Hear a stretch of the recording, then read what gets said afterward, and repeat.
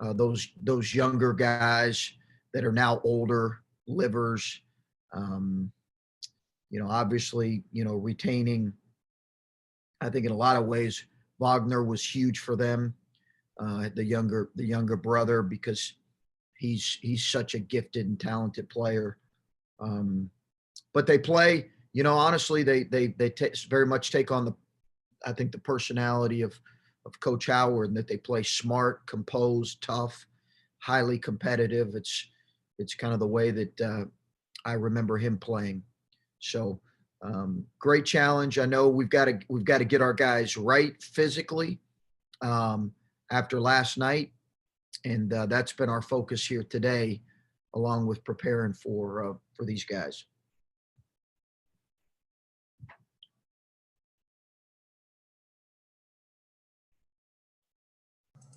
Sorry about that. We'll start off with Adam Jardy. Adam? Sorry, I lost the connection for half a second there. Chris, you just off the top there, you mentioned like trying to get healthy today. Did Seth come through the night okay? Like, just how are you guys doing as a group as you've had a little time to reflect? Yeah, I think he's going to be okay. We'll know more in a day, but he's banged up. He and Kyle. We'll see. Kyle will be. I think he'll be okay, but he's going to need some time off between now and game time. He's going to need some time off. And I thought it was interesting a moment ago you said how Michigan in a lot of ways has maybe taken on some of the characteristics of Juwan. And I know maybe your career didn't quite get to your playing career didn't quite get to the same heights as his, but not close. Do you feel that your teams take on some of the characteristics of how you play? Do you see some things in how you try to approach the game as a player in the teams that you coach? Hope so, Adam. I hope so. I think that's always, that's always the case in a lot of ways, whether you want it to be the case or not. That is typically the case, is they are in some ways going to take on their personality, but they're also going to take on the personality of, I think in a lot of ways. So I think, early in my coaching career, there were certain things that I tried to say I wanted to be about as a coach, and hopefully in a positive way, those guys, our team does that. And, they deserve credit for that they've embraced it. And I think believe in what we're doing. And again, you can see great belief with Juwan's team as well. You just tell they've got great belief in what they're doing. Okay, next up, Jared Smalley. Hi, Chris. Thanks for doing this, by the way. You all have played against some excellent bigs already this year. You've done a nice job in some of those matchups in particular. This is a unique game because they've got a couple of bigs, Wagner and Dickinson. When I've seen it, at least it seems that they play well, not only individually, but play well together, sharing the ball well. What is that unique threat, and what does that present to your big men? Well, I think it's what you see with every team right now that's performing at an elite level, is they are an extremely unselfish group, extremely unselfish. And I think you find that thread with every team right now that is playing at an elite level. They've got a ton of weapons. Hunter has really provided them. He's got great size. He's 7'2", and he's got really good length. Austin Davis backs him up, and he's good and physical and a challenge. But then their wings, they just have, when I say wings, Wagner's in that group, livers, they're just, I know those guys are on draft boards, and for good reason. They're really good players. And those guys present challenges because of their versatility. Okay, next up, Stephen Hellwagen. Hey, Coach. As you look at Michigan, obviously they had the 3-week hiatus, and that could have gone one of two ways for them. The first 20 minutes against Wisconsin, they didn't play very well, and it was lights out basically after that.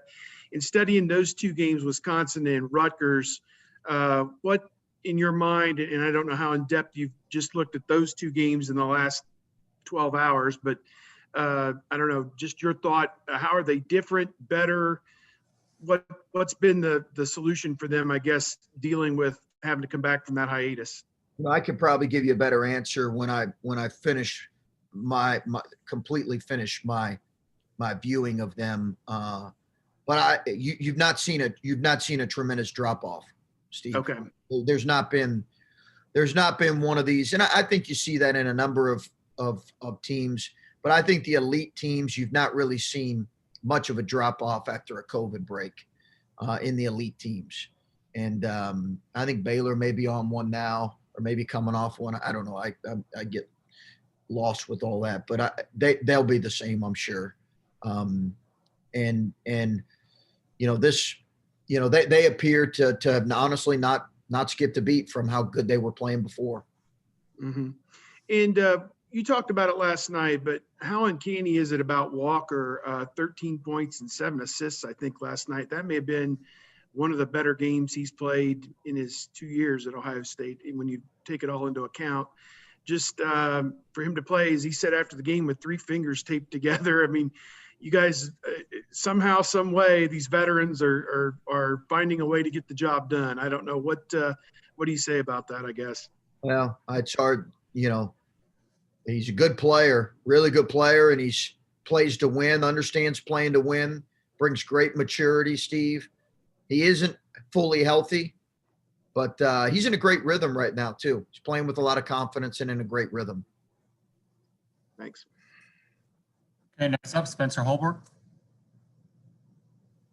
Chris, when you have a guy like EJ who was in foul trouble for most of the second half and still comes away with 23 and 5, and when he's on the floor, it was kind of starting to make the difference in the game there in the second half. What do you see out of him game by game that just makes you more confident in his ability? He seems like he just continues to get better with each game.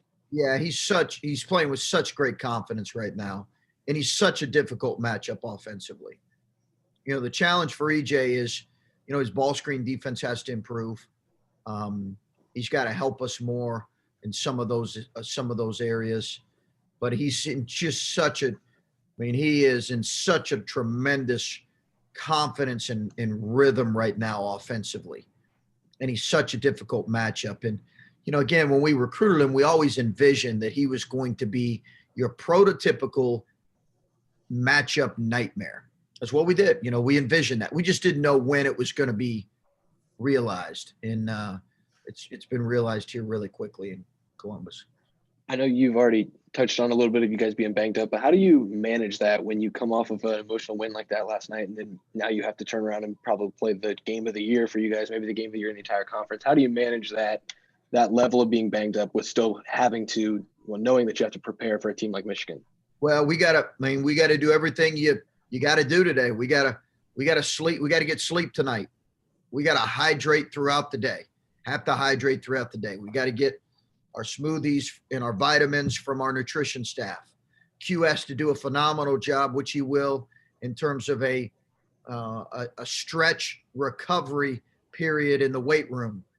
Our guys that didn't play a lot of minutes are going to have to do some extra conditioning, and they're going to have to embrace that. The guys that are banged up are going to have to spend time with Brad and Q.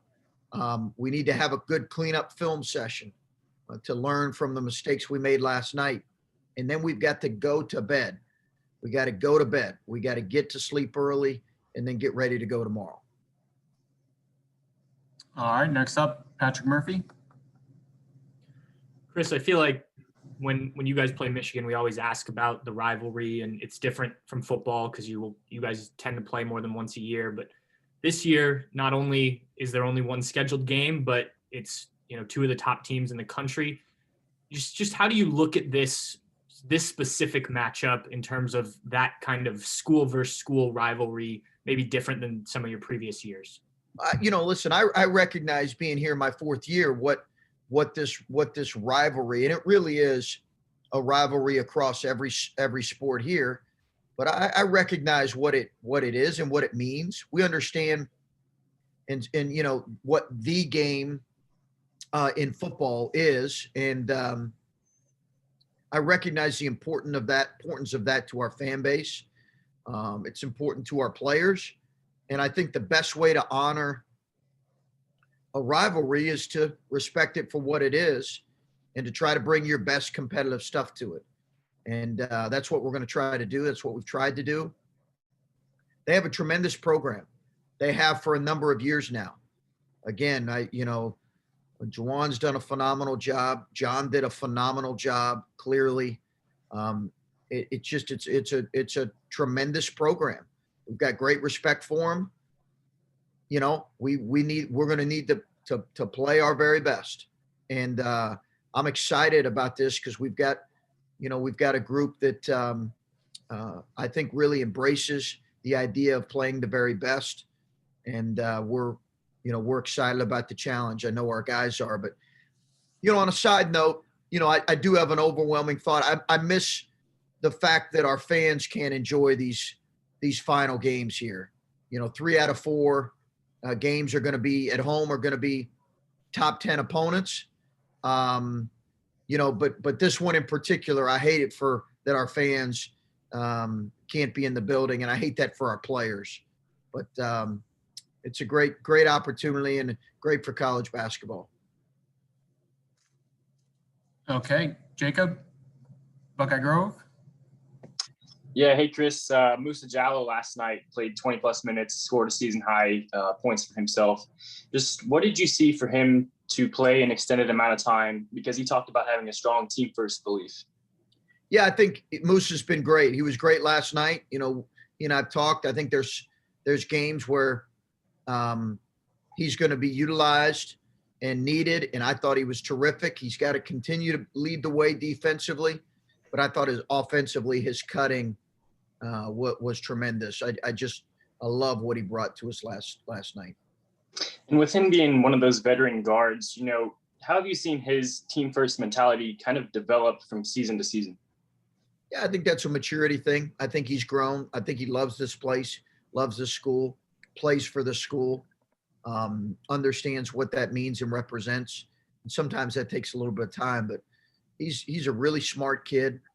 He's a great kid. He cares about the right stuff. He's a joy to coach. Thanks.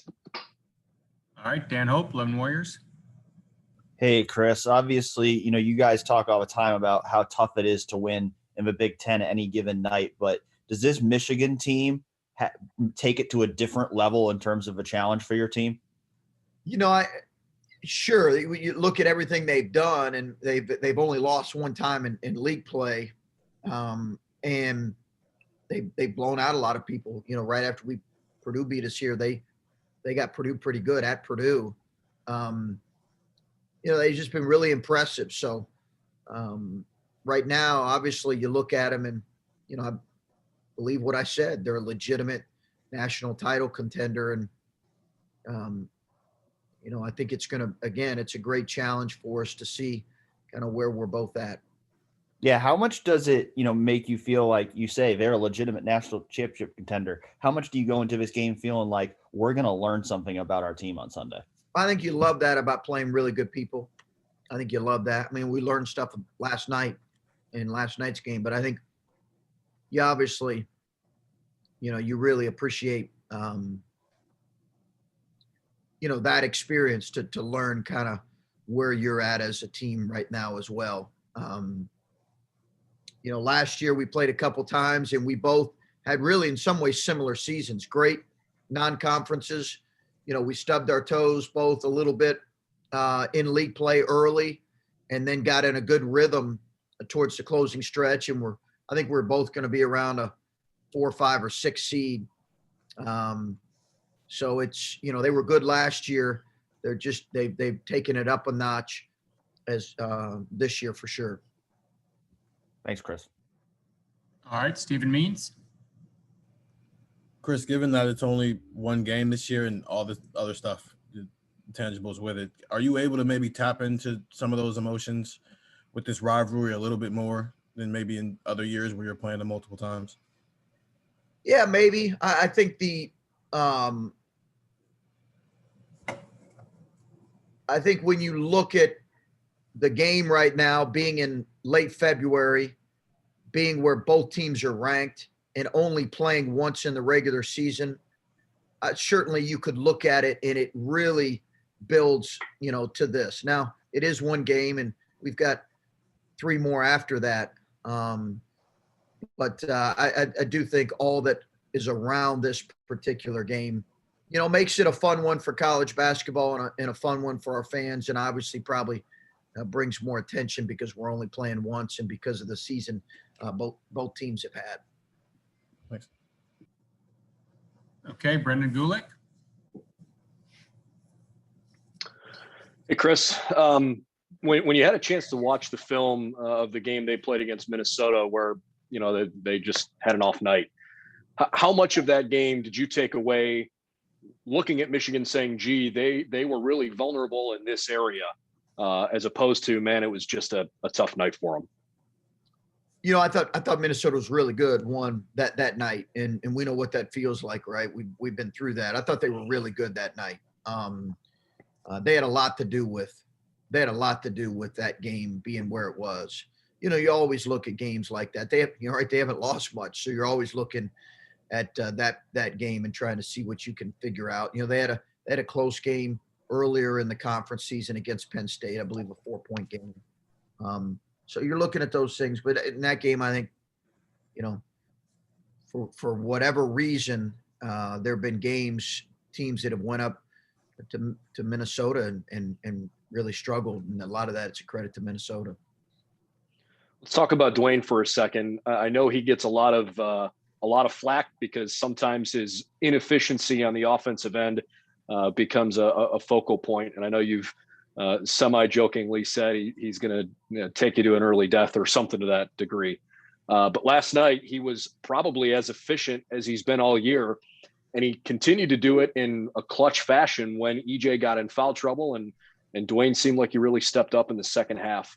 When you see him in clutch moments, do you hold your breath, or do you just know that Duane kind of lives and thrives for those opportunities?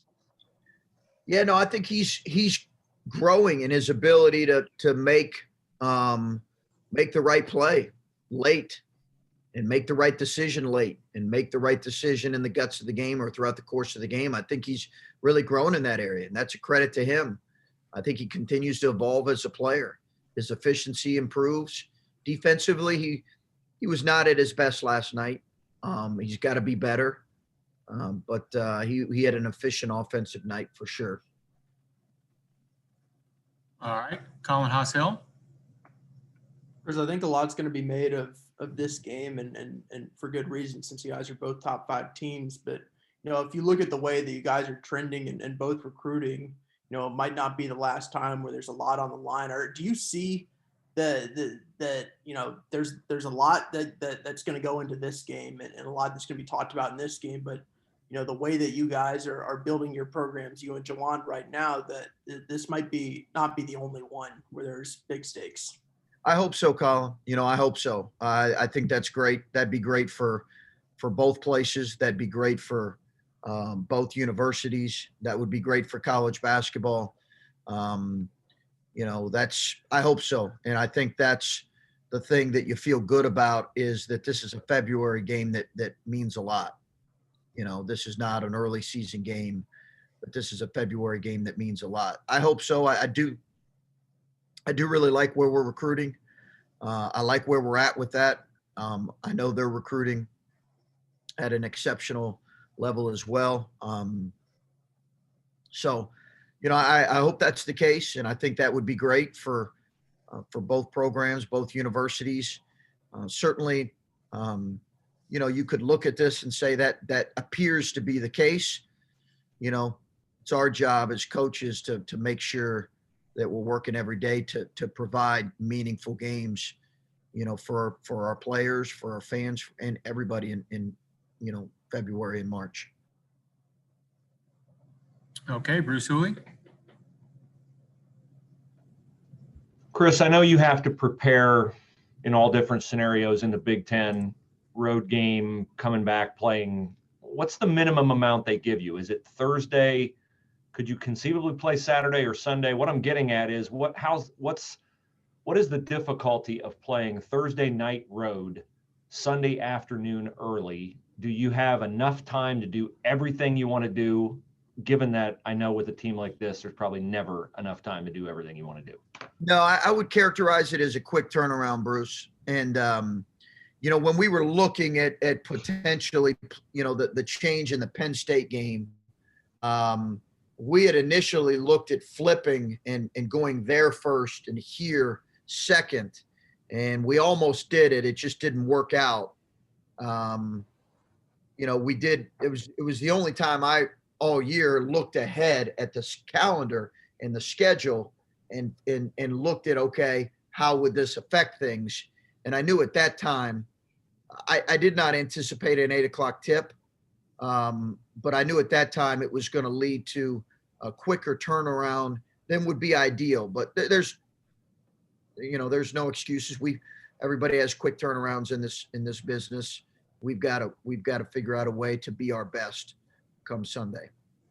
Steve Peichel said last night that he thinks Michigan's the best team he's seen in the Big Ten in 5 years, and he talked about their defense. And I know when fans and perhaps media focus on this matchup, the focus is on, what do you do about their offense with their bigs and stuff like that? What challenges do they present defensively? And can you go through how you prepare for another team defensively? I think that's harder for fans to envision, what you do to prepare for a defense. They're an elite defensive team, elite. And they were elite defensive team, I believe, was it 2019, one of John's teams that went to the Sweet 16. And then the year before, his team that went to the final game and played, I believe Villanova was an elite defensive team too, I believe. So those were two elite defensive teams. This is an elite defensive team as well. They are phenomenal, Bruce, just phenomenal on that end. They're big, they're long, they're physical. And for Steve to say that is a big statement. The best team he's seen in, what do you say, 4 years or 5 years? 5 years. That is a big statement because, you've had Michigan State's been to a Final Four. Purdue was a kind of a tough play away from another Final Four. You've had some incredible teams come through here. So it's quite a thought there. All right, Andy Evans. Chris, we've talked to you about, COVID and the fact that there are no fans. Yet in your career, you are 2-0 at home. Going even back the last 5 years, the Buckeyes are 3-0 against the Wolverines when playing here in Columbus. Do you think that there is still going to be some sort of home court advantage for Sunday afternoon's game? And would this be the kind of game where if you had fans available, this is definitely the one where you would like to see the seats filled for this kind of game coming up Sunday? There's nothing I'd like more. I mean, outside of world peace, I don't think there's anything I'd like more than to be able to open this thing up for Sunday's game. It'd be the hottest ticket in a long, long time, right? It just would.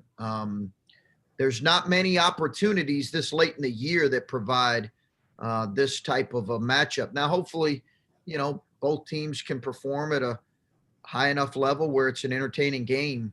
But it would just be a tremendous experience I hate it for our fans. I do. I hate it for our players and our fans. It's reality. I understand it. I'm not taking any issue with it at all. I understand it. But not having fans, I hate that for our players and for our fans. Do you think that there is still going to be some sort of home court advantage for you guys? It's minimal. It's minimal, if anything, to be honest with you. From what I've experienced, it's very, very minimal. Slight, if anything. There's not much to it. It's just not much. I wish I could say, because we have 3 top 10 opponents coming in. I wish I could say it's what it normally is. It's a negligible advantage, I think, in a lot of ways. Slight, if anything. All right, thanks, Chris. And we'll finish up with Tony Gerdeman. I think you guys have like 7 or 8 players that can give you 10 to 15 points on any given night. Sometimes they'll give you, 0 to 4, depending on who it is. Do you like having that many guys that can produce, or would you rather have, I know what I'm getting every night from these 3 or 4 guys? And which is more difficult for teams to defend, do you think? I think depth can help you through the course of a conference season. Okay. Because you go on the road like we did last night. We needed a variety of guys to step up. I don't know how much depth really helps you in an NCAA tournament setting necessarily. You've seen teams, some teams play a lot of guys. Carolina typically has, and you've seen like Villanova run a 7 or 8 man rotation and win 2 national championships in the last 10 years. So I don't know that necessarily helps you in terms of a tournament, but I do think over the course of what we now play 20 league games, depth can help you. Do I have a preference? I'm still trying to figure that out a little bit. I just think with this year's team, it's best for this year's team right now to continue to play the number of guys we're playing. Thank you. All right. Thanks, everybody. Okay, guys. Thanks. Thanks, Coach. Thanks, Dan. Yep. See you on Sunday somewhere. Thanks, guys.